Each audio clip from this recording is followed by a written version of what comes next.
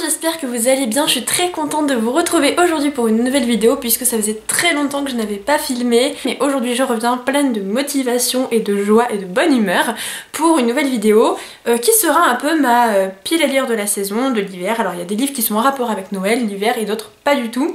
Je vais vous présenter ça tout de suite.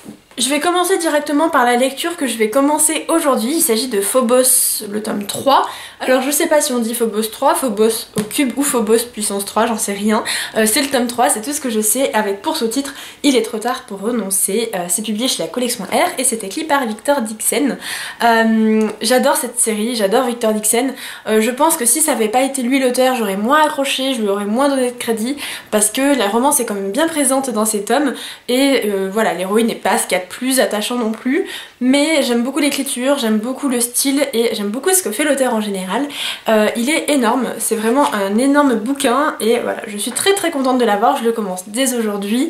Je l'attendais depuis très longtemps, depuis la sortie du tome 2 que j'avais énormément aimé, donc voilà, je suis très contente de le commencer. Alors pour ceux qui ne connaissent pas Phobos, je vais juste parler du tome 1 parce que là il s'est déjà passé beaucoup de choses. C'est l'histoire de la NASA qui est rachetée par une société privée et voilà, cet acteur privé va faire de la NASA une sorte de jeu télé-réalité où il va envoyer 6 prétendants et 6 prétendantes en navette en orbite pour des speed dating. Ils vont se rencontrer et leur objectif ça va être de repeupler, enfin de peupler tout court la planète Mars. Voilà un peu, sauf que bien évidemment tout ne va pas se passer comme prévu et j'aime beaucoup l'écriture très cinématographique de l'auteur et surtout avec des cliffhangers à chaque chapitre, moi j'aime beaucoup.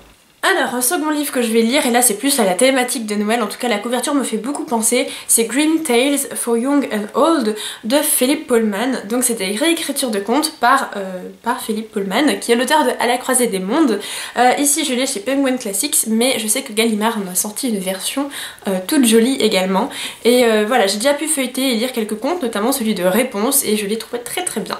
Donc je pense que vu sa couverture, ça correspondra plutôt bien avec la période de Noël et j'ai hâte de le lire et de vous le présenter.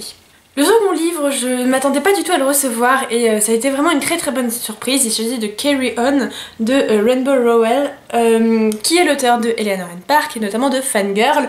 J'avais lu Fangirl en début d'année je crois. J'avais bien aimé et l'héroïne dans Fangirl écrit une fanfiction sur Simon Snow qui est un peu le personnage de Harry Potter, c'est l'équivalent et voilà, ça c'est sa fanfiction publiée. J'ai ma meilleure amie qui l'a lu et qui l'a beaucoup aimé, donc j'ai hâte de le découvrir. J'ai juste lu les premières pages et il y a beaucoup d'informations, mais c'est vrai que ça ressemble à Harry Potter et en ça je trouve ça plutôt cool, donc j'ai hâte de le découvrir. Ça sort le 5 janvier. Ensuite, sur Noël, j'aimerais lire A Christmas Carol de Charles Dickens, ici chez Penguin Classics. Je l'avais l'année dernière, j'ai sûrement dû vous le présenter, mais j'ai pas pu le lire. Voilà, il y a pas mal de livres que j'avais présentés l'année dernière avec une carte de Noël. J'ai très envie de lire ce conte qui est un classique. Je l'ai donc ici en anglais, mais bien sûr il est disponible en français je pense. J'aime beaucoup sa couverture qui fait très Noël, c'était aussi mon choix pour cette édition et son petit prix. Ensuite, j'aimerais lire, toujours en anglais, Milk and Honey de Rupi Kaur, publié chez Andrews McNeill Publishing. Bon, bref, à la rigueur on s'en fiche un peu. J'aime beaucoup cette couverture avec un toucher soft. C'est un recueil de poèmes écrit par une indienne, c'est Ajar qui l'a lu, on a parlé sur sa chaîne et elle m'a donné très envie de le lire. C'est assez drôle parce que ça me fait penser aux mains libres dans le sens où c'est des poèmes très courts. Voilà, je vais vous montrer, c'est un poème par page. Voilà, ça fait quelques lignes à peine, parfois ça fait juste un paragraphe et c'est accompagné de dessins qui font penser aux mains libres. Alors je sais pas si parmi vous il y a eu des terminales qui ont eu les mains libres au baccalauréat comme ça a été mon cas, donc illustré par Man Ray, là c'est illustré par elle je pense, donc ça m'a beaucoup fait penser à ce format là. Milk and Honey c'est divisé en 4 parties il me semble, The Hurting, The Loving, The Breaking, The Healing et j'ai pu lire quelques poèmes et c'est bluffant, ça me parle énormément, j'ai hâte de le lire en entier et en général quand j'ai un recueil de poèmes j'ai envie de le commencer un peu dans n'importe quel ordre et là j'ai vu qu'il y avait vraiment un ordre on va dire de narration, donc je vais faire l'effort de le commencer par le début, ça peut être une bonne idée pour un recueil de poèmes et pareil vous le représentez très vite. Ensuite, j'aimerais lire un autre livre que je vous ai présenté l'année dernière, je crois, Lettres du Père Noël de J.R.R. Tolkien, publié chez Pocket. Alors là, je regrette un peu de pas l'avoir en anglais du coup. À nouveau, j'ai une jolie carte de Noël dedans, je crois, qui est ici, voilà. Que j'avais lu justement, que j'avais commencé en tout cas l'année dernière, je m'en étais arrêtée ici. Je voulais lire une lettre par jour jusqu'à Noël, mais j'avais arrêté, c'était très frustrant parce qu'il y avait des lettres très courtes et du coup j'avais envie d'en lire une ou deux à la suite, et il y avait des lettres plutôt longues. Et comme j'avais une lecture en cours à côté, c'était pas très pratique. Donc je sais pas trop, je pense que je lirai, je pense, un dimanche avant Noël, une semaine ou deux avant, parce que ça peut bien correspondre.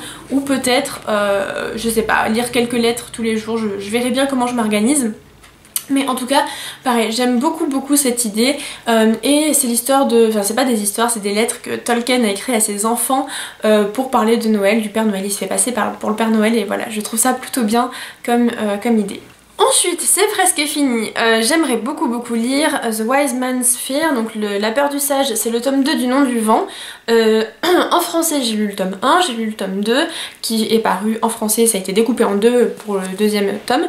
Et voilà, il me reste la seconde partie, donc en français ça correspond au tome 3, en anglais c'est la seconde partie du livre, parce qu'il est vraiment énorme, il fait 1095 pages. Donc voilà, je l'ai pris en anglais, c'est écrit tout petit et je fais tomber mon marque-page.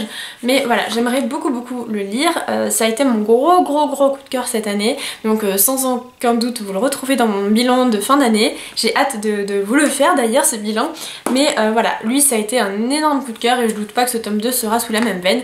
J'aimerais bien le lire avant la fin de l'année pour dire que j'ai lu toute la trilogie, enfin toute la duologie qui est parue pour l'instant avant, mais bon, si je le lis en janvier ce sera pas très grave et voilà, j'ai hâte de me lancer dans cette lecture. Et je termine enfin par de la relecture. Je veux relire les 4 premiers tomes des désastreuses aventures des orphelins Baudelaire. Donc il y a le premier, Tout commence mal. Le deuxième, si c'est bien lui, c'est Le laboratoire au serpent. Le troisième, c'est Ouragan sur le lac, et le dernier, Cauchemar à la Syrie. Donc voilà, moi j'ai les anciennes éditions qui sont disponibles souvent d'occasion, en brocante, etc. Quand je me suis mise à la recherche de ces éditions, elles n'étaient déjà plus publiées par Nathan. Moi je les aime beaucoup, je les trouve très belles, mais voilà, je les ai trouvées en brocante assez facilement. Nathan a publié de toute façon des intégrales qui sont absolument magnifiques, voilà, si vous voulez, ou des poches, mais les poches je les trouve peut-être moins attrayants.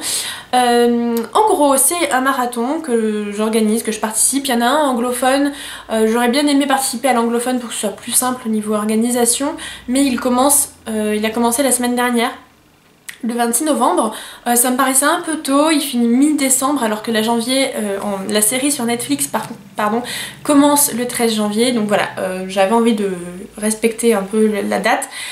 Du coup je vais lire un tome par semaine et je vous invite à vous joindre à cette espèce de lecture commune pour relire ensemble ou découvrir ensemble les désastreuses aventures des orphelins Baudelaire. Voilà, c'est tout et ça me semble déjà pas mal pour moi qui suis en panne de lecture tous ces livres, mais ils me tentent vraiment beaucoup.